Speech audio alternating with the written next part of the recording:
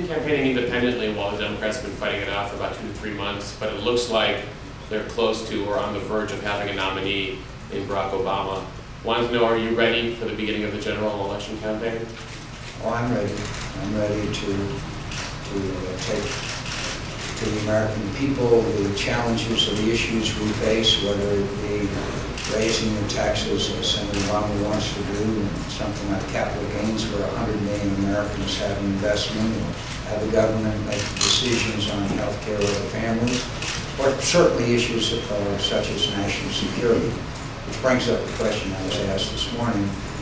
Senator Obama continues to say that he would sit down and negotiate with the president of Iran, who yesterday called the state of Israel a stinking corpse. That's a dramatic difference between my view of the relations with a state sponsor of terror that is exporting lethal explosive devices into Iraq, killing Americans, and I would not give them the respect or the ability to enhance their prestige by sitting down and talking to the head of a state sponsor of terrorism, who repeats his country's dedication to the extension of the state of Israel. We'll have many, many differences of views, and I look forward to airing them, and I look forward to carrying out Ronald Reagan's legacy, which was peace through strength. Yes, sir. Are you considering Governor Sanders a running mate? We're talking not at all about this process. I think we have Governor Sanders is a very important person that we all admire and respect, but we're not mentioning anybody's names as we go through this process. Thank you. Yes, sir. It's good to see you again. Would you name someone as your vice presidential pick who did not support you in the campaign? Oh, sure. I think it's important your first priority is someone who shows your philosophies, your priorities, and your principles, and also your priorities. Absolutely. Any more? Yes.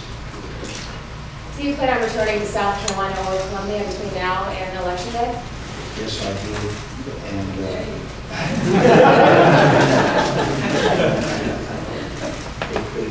I know that it's a little bit competitive, but I have a very special feeling for this state. It has dynamic growth, but it also has many challenges. We haven't completed the transition from the loss of manufacturing jobs to the high-tech and sophisticated industries that are coming here to this great state.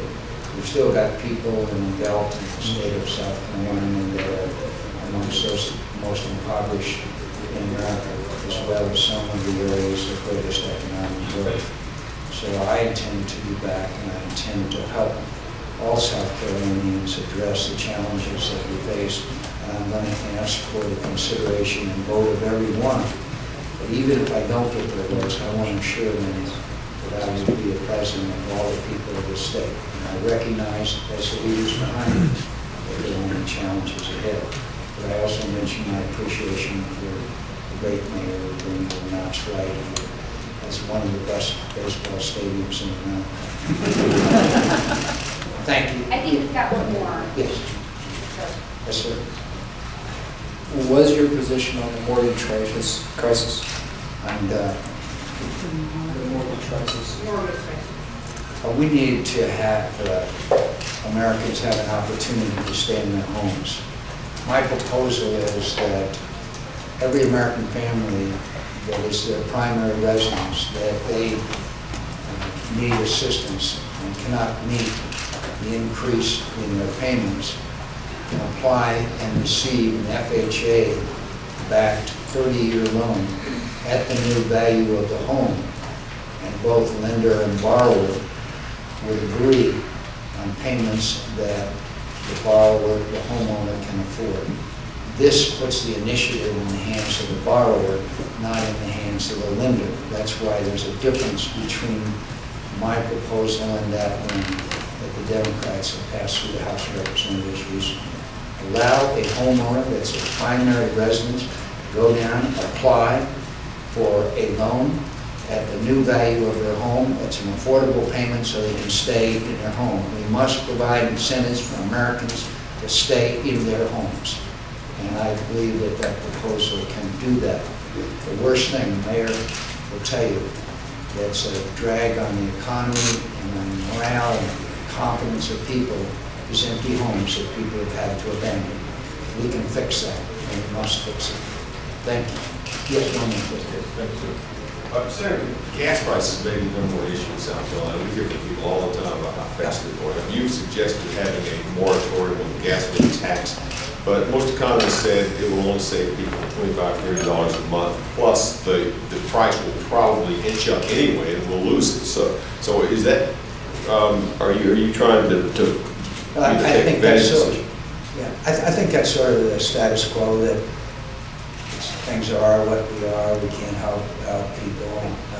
Sort of the attitude that I think is not helpful to improving the lives of people in this country.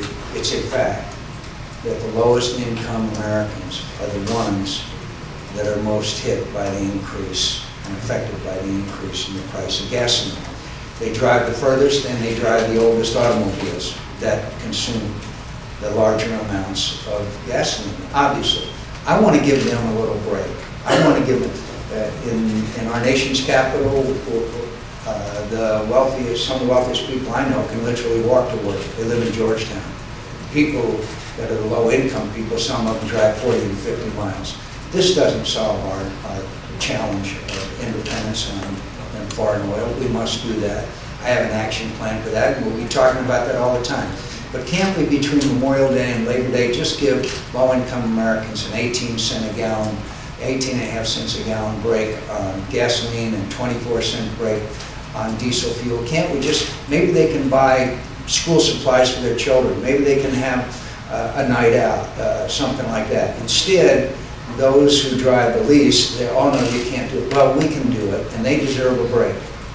And I think they deserve a break, and it's very interesting to me that the majority of Americans say, yeah, I'd like to have that break. And so I guess I can find an economist who agrees with me, but you know, I've forgotten who was it said, if you took all the economists in the world and put them end to end, you wouldn't reach a conclusion. Thanks very much.